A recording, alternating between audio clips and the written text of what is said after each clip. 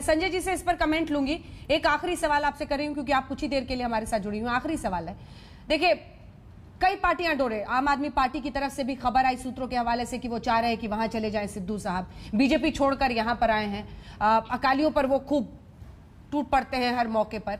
लेकिन सवाल है कि दूसरी पार्टियों में भी क्या, रीता जी मुझे लगता है आपके जख्म ना कुरेद दूं मैं, लेकिन आप भी बीजेपी में गई, क्या मिला, क्या लगता है आपको? इतनी बड़ी पार्टी, इतना बड़ा साथ छोड़ने के बाद भी जिस तरह का कद आपका है, आपको क्या हासिल हुआ? आपसे किसने कहा कि मैं कुछ लेने के लिए वहां गई? मैं इसलिए गई थी क्योंकि कांग्रेस पार्टी अपनी दिशाहीन हो चुकी थी, दिशा खो चुकी थी। मुझे एक ऐसी पार्टी के साथ जाना था जो राष्ट्र हित में काम करने के योग्य हो। आज मैं सांसद हूँ, अपने क्षेत्र का लाखों लोगों के मैं साथ जुड़ी हुई हूँ। आज मैं पार्टी में मुझे पूरा सम्मान मिलता है। देखिए कद पद नहीं होता है, कद आदमी का, आपने खुद कह दिया मेरा कद है, तो जो मेरा कद है उस कद से मैं जनसेवा कर रही हूँ और अभी भी उतनी ही लोकप्रिय हूँ। तो ये मत सोचिए कि सब लोग कुछ लेने पाने जाते।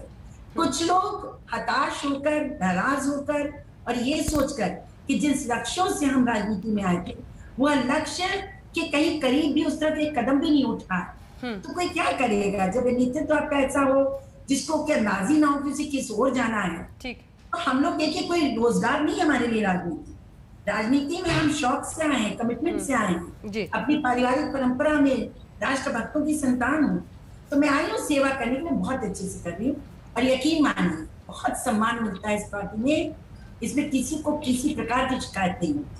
ठीक है, बहुत धन्यवाद आपका रीता जी हमारे साथ जुड़ने के लिए। संजय जी अब मैं आपके पास आना चाहती हूँ, फिर अन्य मेहमानों के पास जाऊंगी। संजय जी, राहुल गांधी मिले, प्रियंका गांधी मिली, बात सुनी और सिद्धू जी का वो पूरा सोल्यूशन निकालने की कोशिश कर रहे हैं, नेतृत्व विहीन कैसे हो गया? आपको भी ऐसा लगता है? देखिए अंजना जी की राजनीति में जो कहते हैं सियासी मतभेद होना, जो नेता अपने आप को बहुत दिग्गज समझते हैं, वो कोई विचित्र बात नहीं है। नजरिया अलग होता है, सबके अभिलाषाएं होती हैं, आशाएं होती हैं, वो कोई मैं उसको कोई अजीबोगरीब रंग से नहीं देखता।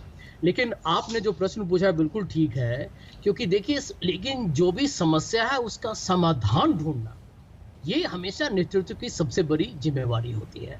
आपने अच्छा हुआ कि आपने पूछा रीता जी से कि यूपी में क्या हो रहा है, कर्नाटका में क्या हो रहा है। देखिए जहां भी राजनीतिक स्पेस में एक तरीके से हर लोग एक दूसरे के प्रतिद्वंदी होते हैं, सब चाहते हैं कि मुख्यमंत्री बने, प्रधानमंत्री बने, परंतु वहां पर एक तरीके से लोगों को एकजुट करके लड़ना यही नेतृत्व की सबसे बड़ी मैं समझता हूं कि जिम्मेवारी होती है। हाँ। यहाँ पर कांग्रेस बहुत निर्बल हो चुकी है और आपको मैं 2-3 उदाहरण संक्षेप में दूंगा, उसके बाद बाकी लोगों की हम बात सुनना चाहेंगे। आप देखिए कि 2019 में दूसरे लोकसभा चुनाव के हार के बाद बहुत बुरा हाल था, 44 से हम 52 सीट तक पहुंचे। उसके बाद कर्नाटका आपके आंख के नीचे या नाक के नीचे से निकल गया, मध्य प्रदेश वापस आपने बीजेपी को दे दिया, आपने इतने सालों के बाद आप जीते हैं फिर वापस आपने बीजेपी को दे दिया, पुडुचेरी आपके हाथ से निकल गया और राजस्थान डगमगा गया। अब पंजाब और छत्तीसगढ़, ये 2-3 आपके पास जो राज्य हैं, आप यदि उसको भी एक साथ नहीं रख सकते हैं तो लोग क्या कहेंगे? देखिए सच्चाई यही है और मैंने राजदीप के भी एक प्रोग्राम में यही कहा था अंजना जी कि ये जो राजनीतिक गतिविधियां या सिद्धू जी जो बड़े लोकप्रिय हैं, बोलते बड़े अच्छे तरीके से हैं, उनका एक जो बयानबाजी का एक जो है उनका एक खूबियत है। कैप्टन अमरिंदर सिंह ने इतने चुनाव में कांग्रेस को विजयी बनाया, लोकसभा में 8 सीट पंजाब से हैं और आपके 52 सीट में 8 एक ही राज्य से आया है।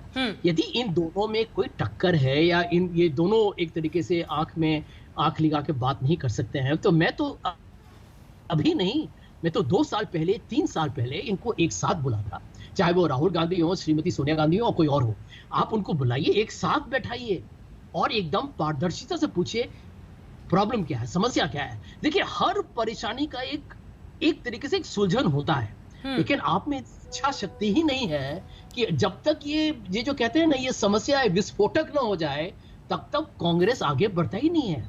और इसीलिए भाजपा के लिए मैं समझता हूं कि बहुत ही खुशखबरी है ये। 80 सीट 117 में कांग्रेस के पास है, आप भी वहां पर कमजोर है, भाजपा है ही नहीं। शिरोमणि अकाली दल मैं समझता हूं उनका भी कोई जमीनी स्तर पे कोई अभी उनका कोई जड़ नहीं है। कांग्रेस के लिए ये चुनाव जीतने के लिए है और ये खुद अपने पांव पे कुल्हाड़ी मार रहे हैं। ये बहुत ही खेदजनक है, अफसोसजनक है। और यदि किसी की भी जिम्मेदारी ये है, जिम्मेदारी ठीक है, किसी की भी जिम्मेदारी है। वर्का साहब को दिखाइए जरा, विधायक जी को।